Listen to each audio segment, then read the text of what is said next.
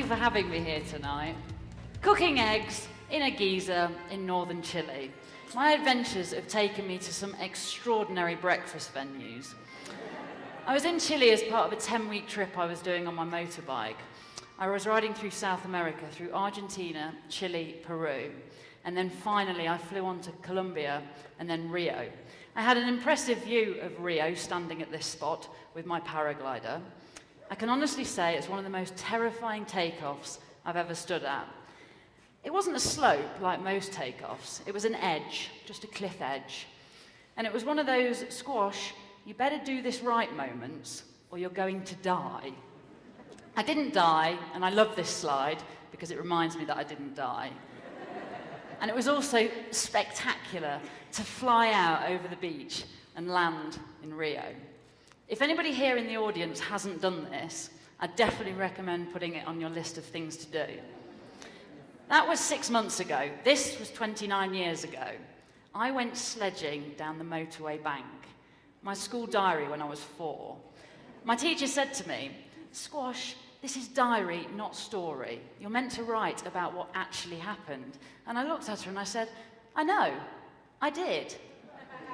I had 3 dreams. I wanted to ride a motorbike to the south of France, climb Mont Blanc, and fly off the top of a high mountain. So I decided to put them all together in one trip. And I told BBC Television that BMW motorbikes were backing the trip. I told BMW motorbikes that the BBC were backing the trip, and that the plan was to ride to the foot of Mont Blanc, climb the mountain, and fly off the top. This is a nice view.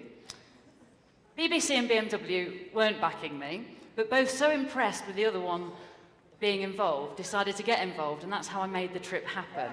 Creative blagging will get you everywhere. It was a long shot, thinking that I'd be able to climb Mont Blanc and fly off the top, but life's a daring adventure or nothing, right? This is the summit ridge. We spent a month and 3 attempts until we finally got to the top of the mountain. And when we did finally get there, it was ridiculously windy. And this is me explaining that it's very windy, with a snotty nose, sorry about that. But the wind did die down, so we got our paragliders out, and we took our moment, and we flew from the summit of Mont Blanc.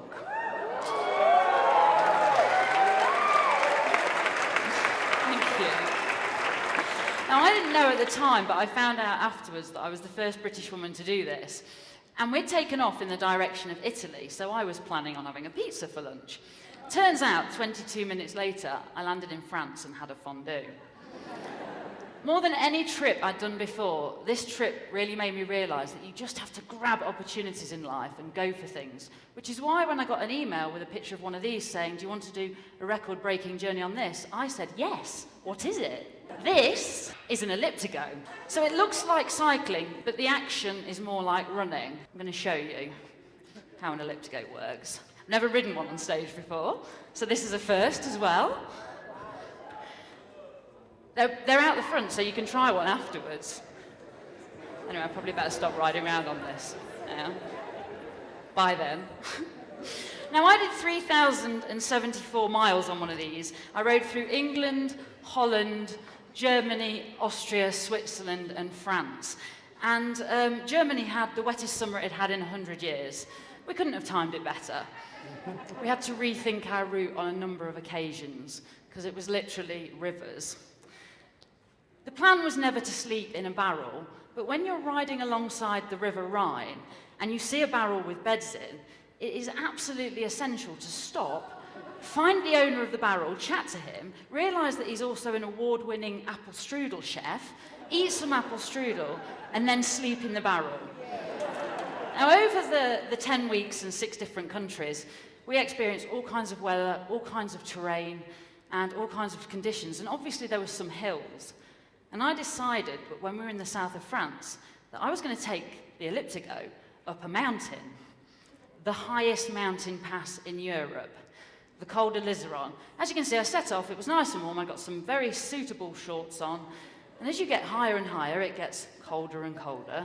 If anyone does this, remember to take some leggings with you to keep yourself warm.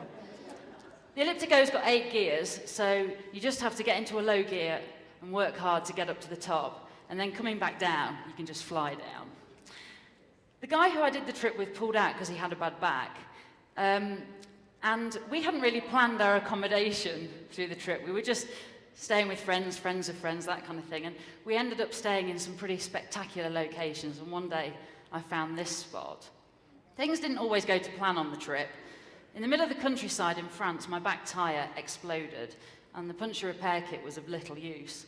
But amazingly, there was a car garage like half a kilometre down the road, a very kind mechanic who not only fixed my tyre, but also let me sleep in the garage when the heavens opened and there was a massive storm. The kindness of strangers really is an amazing thing, and although this became a solo mission, I was never really on my own. These guys came from America, England and France to ride the last few miles with me to the Eiffel Tower.